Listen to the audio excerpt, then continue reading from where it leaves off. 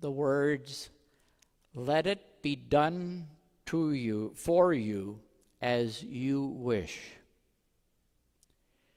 Who is doing what the woman wished?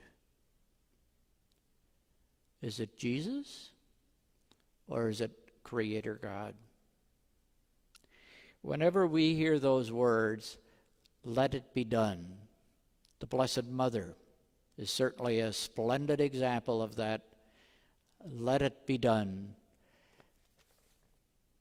Jesus is saying, yes, you really have opened yourself up to this possibility of God intervening in your daughter's life.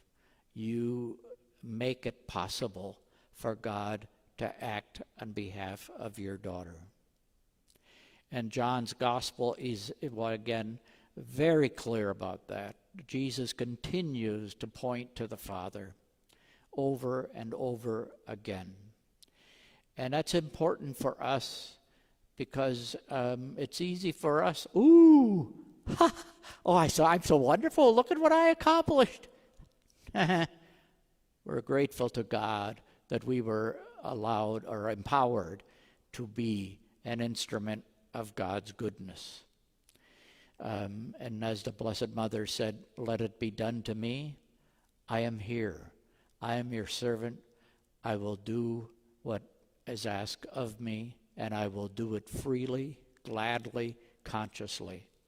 And again, that's where we hope our lives are going, to be ever more conscious, aware of our interactions with one another and with God, that we can allow ourselves in our time of reflection, and whether that's alone or whether we're reflecting with one another. We could spend a lifetime reflecting on, well, how today did I let it be done? How today did you let it be done? How today were we instruments of God's goodness to one another?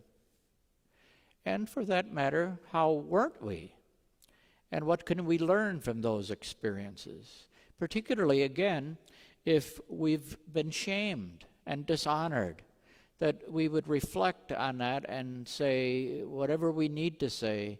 God, remind me that despite the fact that I allowed myself to be shamed and dishonored, remind me now that you still love me just as much as ever.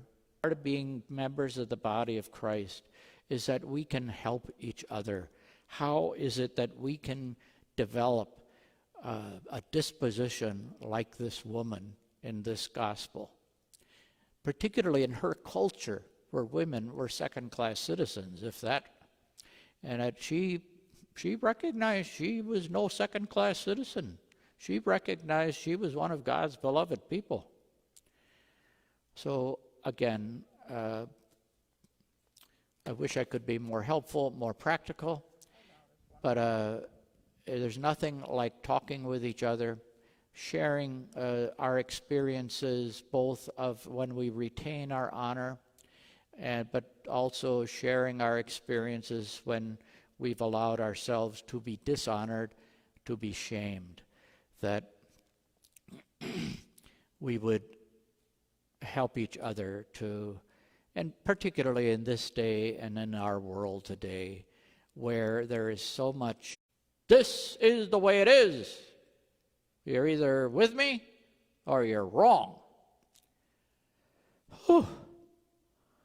What a climate to try to remain rooted in God's goodness. I mean, it really reminds us of how important it is.